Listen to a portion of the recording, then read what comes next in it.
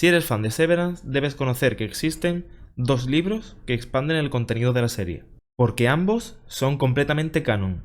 El primero de ellos es Severance de Lexington Letter, que salió en marzo de 2022. Y el segundo salió hace muy poco, salió el 31 de enero de 2025, y es The You, You Are, de Ricken, el cuñado de Mark. Lo que escuches es verdad, se puede leer el libro de Ricken en la vida real. Si le dais apoyo a este vídeo, subiré otro hablando del contenido de ese libro. ¿De qué trata The Lexington Letter? ¿Es importante? Pues la verdad es que sí y no. Complementa bastante cuestiones que aparecen en la serie, pero no da respuestas rotundas. Aún así, la información que aporta es interesante cuanto menos. Como nos dice el propio título, trata sobre una carta que le manda Peg Kincaid, una ex trabajadora de Lumon, a Daria T., una periodista del diario de Topeka Star. Algún que otro nombre se me va a hacer bola decirlo, así que iré poniendo también las letras para que lo veáis. Peg, de la trabajadora que os voy a hablar, también trabajaba en el mismo departamento que Mark, Dylan e Irving, en refinamiento de macrodatos, pero en la oficina de Lumon de otra ciudad, en Kansas, en la ciudad de Topeka. En esta carta le cuenta a la periodista su experiencia trabajando en Lumon y algo que le ha ocurrido que ha hecho que Lumon empiece a perseguirla. Voy a resumir bastante el libro, centrándome solo en los descubrimientos importantes, en la trama principal y yendo al grano. Si queréis conocer más detalles, leeros el libro porque es bastante corto. Tiene unas 40 páginas, pero realmente la narración que os voy a contar solamente son unas 19. Así que si veis que lo que os cuento os gusta, parad el vídeo e id a leer el libro. ¿Qué ha descubierto Peg para que Lumon la persiga? Pues ella ha sido la única persona que sepamos que ha conseguido comunicarse con su Dentry.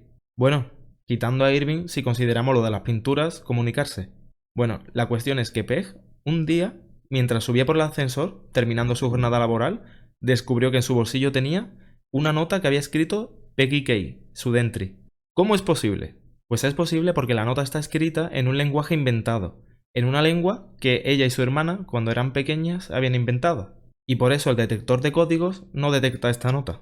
Y tú te preguntarás, ¿cómo es posible que su Dentry recuerde esa lengua? La explicación que le voy a dar no sale en el libro, pero es la explicación que yo le doy y como yo entiendo que sucede.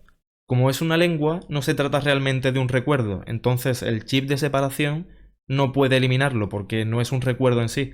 Y Peggy no recuerda por qué sabe esa lengua, ni los detalles que hay alrededor de esa lengua, pero simplemente puede usarla y como es un lenguaje escrito, pues entonces por eso a la separación se le escapa esa lengua. A partir de este momento, Peg y Peggy empiezan a comunicarse día tras día mediante estas notas, e incluso se hacen muy amigas. Una de ellas le cuenta a lo que se dedica en Lumon, todo el tema de los números y los temperamentos que despiertan y cómo lo categorizan, etc.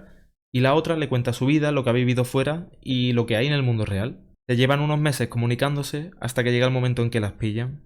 Pero antes de eso, Peggy le cuenta algo muy importante. Peggy le cuenta en una de las cartas que se encuentra trabajando en un proyecto llamado Lexington. Este proyecto dice que es muy difícil y que su jefe de departamento le ha dicho que también es muy importante. Finalmente le cuenta que ha conseguido acabarlo y que lo acabó ese mismo día a las 2:30 de la tarde. Le cuenta la hora exacta en la que lo terminó porque dice que estuvo hasta las 5 deseando que acabara el turno para poder contárselo a Peg. Porque a las 5 en el ascensor harían el cambio y Peg podría leer la nota que esta le ha pasado. Peg lee la nota y se encuentra muy feliz de que Peggy haya podido finalizarlo. Pero la buena noticia no duraría mucho tiempo, porque cuando Peg llega a su casa, ve en las noticias que esta periodista, Daria T., está contando que un camión de Turner Pharmaceutics, una empresa contraria a Lumon que compite con ella, se ha estrellado y ha causado muchas pérdidas para la empresa, aparte de las pérdidas de las vidas de las personas que estaban en el accidente. Esta noticia da escalofríos a Peg, porque el accidente fue justo a las 2:32, tan solo 2 minutos después de que Peggy terminara el proyecto Lexington. Esto enciende las alarmas en ella y empieza a pensar que quizá los proyectos en los que trabajan en Macrodata tienen que ver con cuestiones tan turbias como este accidente de tráfico. Después de esto, en el siguiente día de trabajo, ella le manda una nota a su Dentry y le dice que no vuelva a trabajar en ningún proyecto, que no confíe en ellos y que quizá hay una relación entre ese accidente y los proyectos que ellos hacen. Después de esta nota es cuando las pillan y cuando Peggy le manda la última carta a Peg.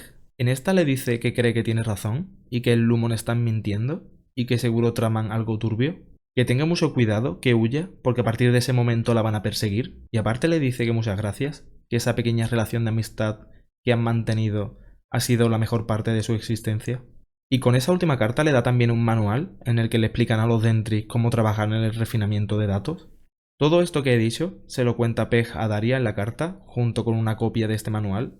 Y vemos en el libro que Daria habla con su jefe del periódico, el cual se llama Jim M., y le pregunta si debería investigar sobre el tema, porque es un tema muy interesante, a lo que su jefe le dice que no investigue el tema, que seguramente sea una trabajadora resentida, y sobre todo que es demasiado tarde, que Pej ha fallecido en un accidente de tráfico. Y en el momento final del libro se nos desvela que el nombre del jefe del periódico es Jim Milchick.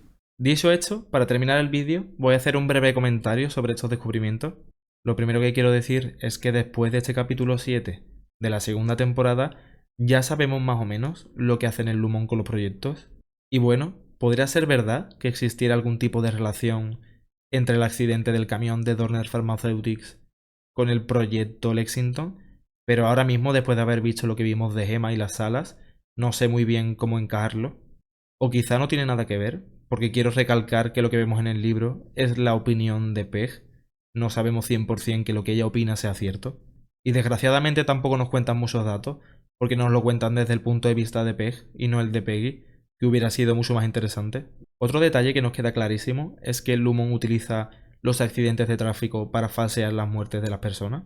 Y seguramente tengan a Pej encerrada en la sala de pruebas, al igual que tienen a Gemma. Ojalá saliera Pej en la serie, aunque fuese un guiño, sería un puntazo. Y lo último que quiero comentar es el nombre del jefe del periódico, como es Jim Milchick, y cómo eso apunta a que tiene que haber una especie de linaje de los Milchick y que son una especie de sirvientes de los Egan y de Lumon.